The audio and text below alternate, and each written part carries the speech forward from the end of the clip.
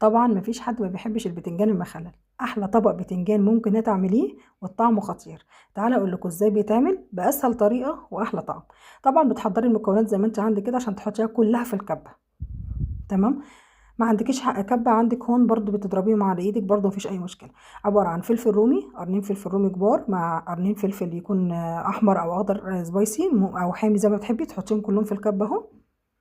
والتوابل بتاعتك عباره عن ايه؟ كمون، شويه كزبره وسكر وملح والعصير الليمون بتاعك.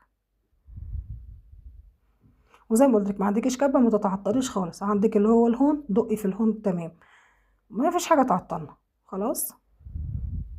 ومعلقتين زيت كبار وشويه الخل برضو مننساش طبعا، خل بتنجان يعني خل وليمون. خلاص وحطينا الزيت واضربي بقى في الكبه لحد ما يختلطوا كلهم مع بعض، وهتتحضر عندك احلى تتبيله بتنجان ممكن تاكليه.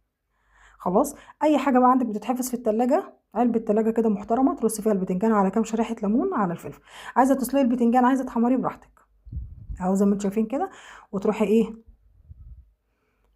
حاطه عليها الدقه اللي انت ايه لسه عاملاها. حلو الكلام. وبقى كده عندك ايه احلى بتنجان وشويه الزيت على الوش بألف هنا.